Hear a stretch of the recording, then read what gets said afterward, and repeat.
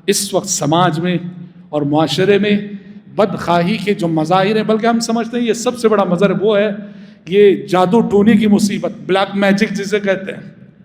حاسد جلتا ہے آپ کی کامیابی کو دیکھ کر، آپ کی نیک نامی کو دیکھ کر، آپ کی بزنس کو دیکھ کر، آپ کی ترقی کو دیکھ کر جلتا ہے۔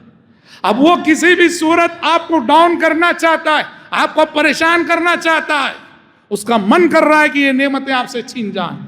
وہ سامنے سے آپ پہ حملہ نہیں کر سکتا، پیچھے سے وار کرتا ہے، جادوگروں کے پاس جا کر، عاملوں کے پاس جا کر، شعبہ دبازوں کے پاس جا کر۔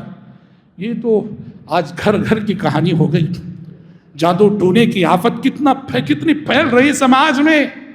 یہ بدخواہی کا بہت بڑا مظہر ہے، دوسروں کا برا سوچنے کا بہت بڑی علامت ہے۔ اور یہ جادو ٹونے کا عمل 3 لوگوں کی اجتماع کا نتیجہ ہے۔ ایک تو حاسد انسان جس سے کسی کی اچھائی دیکھی نہیں جاتی، کسی کی ترقی دیکھی نہیں جاتی۔ وہ رشتہ دار بھی ہوتا ہے، غیر رشتہ دار بھی ہوتا ہے، اور افسوس کے ساتھ کہنا پڑتا ہے عام طور پہ جادو کرانے والے رشتہ دار ہی ہوتے ہیں، یا پھر بزنس پارٹنر، بزنس میں جو ہمارے حریف ہوتے ہیں وہ ہوتے ہیں سب سے زیادہ جادو کرانے والے۔ تو ایک تو حاسد انسان ہوتا ہے، اور دوسرا شیطان الانس ہوتا ہے، انسانوں کا شیطان کون ہے؟ جسے ہم ساحر کہتے ہیں، جسے ہم جادوگر کہتے ہیں، جسے ہم معاشرے میں ہم نے اچھے لقب دے رکھے، عامل، کامل، عملیات کرنے والا۔ یہ سماج اور سوسائٹی کا سب سے بدترین انسان ہے جادوگر، جو بیٹھ کے جادو کرتا ہے، دوسروں کو نقصان پہنچاتا ہے۔ یہ سماج اور سوسائٹی کا سب سے بڑا دشمن ہے، دشمن انسانیت ہے۔